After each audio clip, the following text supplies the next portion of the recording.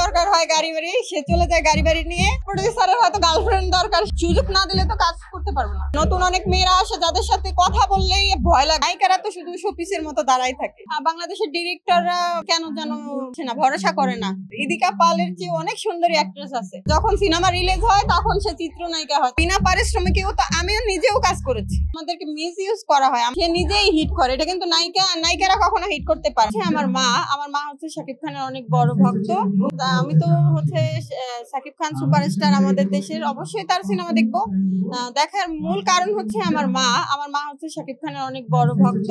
তো আম্মুর কারণেই মূলত আমার তার সিনেমা হলে যে দেখা হয়। আচ্ছা, নায়িকাদের কথা যদি বলি, বাংলাদেশে ইন্ডিয়ান অ্যাক্ট্রেসরা ছাড়াও অনেক সুন্দর সুন্দর নায়িকা আছে যাদেরকে দিয়ে কিন্তু অ্যাক্টিং আরো ভালোভাবে ফুটিয়ে তোলা যেত।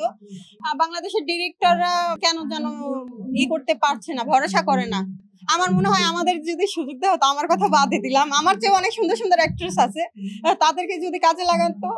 ওই ইদিকা পালের চেয়ে, নাম ধরেই বলি, কি হয়েছে তাতে, ইদিকা পালের চেয়ে অনেক সুন্দরী অ্যাক্ট্রেস আছে, তারাও অনেক ভালো কিছু করতে পারতো। এখন যদি আমাদেরকে মিস ইউজ করা হয়, আমরা যেই গল্পের সাথে যাই সেই গল্প না দিয়ে যদি উল্টাপাল্টা গল্পে কাজ করায়, তাহলে তো হিট হবে না। শাকিব খান নিজেই তো স্টার, তার সিনেমাতে সে নিজেই হিট করে। এটা কিন্তু নায়িকারা কখনো হিট করতে পারে না। নায়িকারা তো শুধু শোপিসের মতো দাঁড়াই থাকে। আপনার কি মনে হয় যে বরবাদ, তারপরে তুফান, এগুলো কি কোনো নায়িকার কারণে হিট হয়েছে? হ্যাঁ, আপনারা দর্শক হিসাবে জানেন, আমিও জানি। তো সেই জায়গা থেকে আমি মনে করি যে বাংলাদেশের অ্যাক্ট্রেসদের উপরেও আমাদের যারা প্রোডিউসার, তারপরে হচ্ছে ডিরেক্টর ভাইয়েরা আছে, তাদের একটু নজর দেওয়া উচিত। সুযোগ না দিলে তো কাজ করতে পারবো না।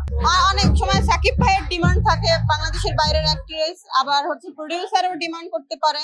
আসলে এগুলা হচ্ছে তাদের ভিতরকার ব্যাপার। তো সবার উদ্দেশ্যে আমি একটা কথা বললাম যে বাংলাদেশের ভিতরের আর্টিস্ট নিয়েও আপনারা কাজ করেন, তাদেরও তো প্রতিভা আছে, কাজে লাগিয়ে দেখেন।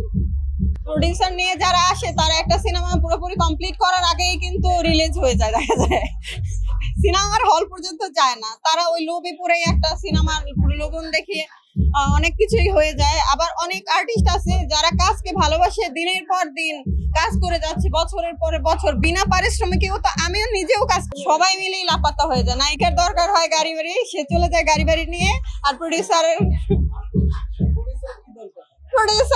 প্রোডিউসারের হয়তো গার্লফ্রেন্ড দরকার, সেই জন্য আসছিল। যেসব নায়িকারা আর কি প্রোডিউসার নিয়ে আসে, শুধু তাদের জন্যই প্রযোজ্য। আমি কিন্তু সব নায়িকাদের কথা বলি নাই। আবার অনেক আপুরা আছে আমার কথা শুনে গালাগালি শুরু করে দেবেন। অনেক নায়িকা আছে এরকম, নতুন অনেক মেয়েরা আসে যাদের সাথে কথা বললেই ভয় লাগে। আমরা 12 বছর ধরে কাজ করি, এখনো সাহস করে একটা কথা বলতে পারি না। আর তারা মহরত করেই বলে ফেলে আমি ওই সিনেমার নায়িকা। নায়িকা কখন হয়? যখন সিনেমা রিলিজ হয় তখন সে চিত্রনায়িকা হয়, তার আগে কিন্তু হয় না।